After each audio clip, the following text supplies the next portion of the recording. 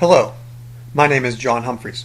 I am the Florida Department of Environmental Protection's Mitigation Banking and Uniform Mitigation Assessment Method Coordinator. This video is the third in a four-part series dealing with landscape ecology and terms and concepts often discussed as part of the Uniform Mitigation Assessment Method's location and landscape support scoring attributes. Metrics discussed in this video include patch richness density, class area proportion, mean patch area, and patch shape. Prior to applying any landscape metric, several points should be considered. Landscape metrics should only be used to conduct an alternatives analysis. Alternatives analysis simply refers to the process of comparing a given patch under various conditions or states. The Uniform Mitigation Assessment Method is also designed as an alternatives analysis procedure, in that rather than comparing two different assessment areas located at distance, it is designed to measure an assessment area's current condition with that assessment area's future or with mitigation condition. So just as UMAM is not designed to evaluate the appropriateness of a proposed mitigation site, landscape metrics are also not designed to compare different sites. Rather, metrics are designed to evaluate the same patch under various land use or project activity scenarios. Secondly, because individual landscape measures are highly specific, no single metric should be used to determine a patch's total landscape support value. Rather, a suite of different landscape metrics should be applied in combination to quantify a patch's landscape value from multiple perspectives. Lastly, it is important to point out that although landscape metrics can be automatically calculated using GIS and freeware available online, all metrics can be calculated manually using standard maps, rulers, and desktop resources. The first metric to be discussed is patch richness. Patch richness merely describes the type and number of patches over a given extent. For example, the land cover map shown on this slide displays several different colors, each of which represent a different land cover type. Light green represents forest, dark blue signifies rivers and streams, light blue stands for lakes and ponds, brown and red colors symbolize developed areas, and so forth. The total number of different map colors pictured here represents the total number of different land cover types in a given extent.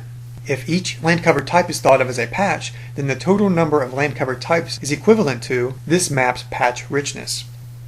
Another way to understand patch richness is to consider it as analogous to species richness. Both patch and species richness quantify the number and types of classes in the environment, but neither provide information as to the distribution or configuration of those types or classes. Patch richness density is a metric that can be performed by dividing patch richness by the areal extent of the study area. This metric builds on patch richness by describing the number of patch types per unit area. For example, if the total patch richness of the depicted map is determined to be 25, because it displays 25 different colors, then patch richness density could be calculated by dividing 25 by the total acreage of the extent to determine how many patch types are found per acre of area. Patch richness density can also be further refined to determine the relative patch density for a particular habitat type of interest. For example, if one wanted to quantify the availability of isolated amphibian breeding ponds in the region north of the river pictured here, they could divide the total number of isolated ponds by the total extent and determine, for example, that one isolated pond exists for every 400 acres of area. The class area proportion metric describes the relative proportion of area occupied by each patch type for a given extent. This metric can be calculated by dividing the area covered by each patch type by the total areal extent. Once again, looking to the pictured land cover map, we could perform the class area proportion metric to determine the percentile of the total area occupied by forest, occupied by lakes, occupied by ponds, etc. Just as patch richness is analogous to species richness, class area proportion is analogous to species distribution.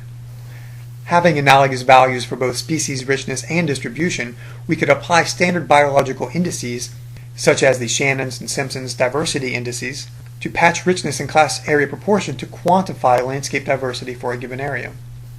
Mean patch area describes the average patch size for a given patch type.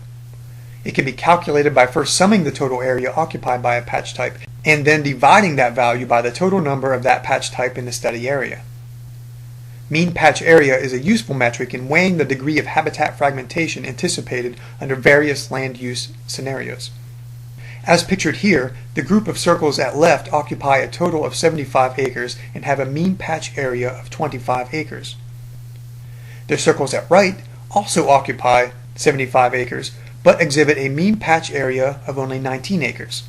If the circles at left represent current condition and those at right display the future condition, we can see that those in the future condition distribute total habitat area over a greater number of individual patches.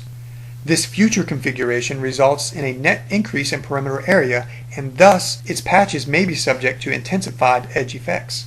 Shape is the final metric to be discussed. Shape is a measure of geometric complexity for a given patch.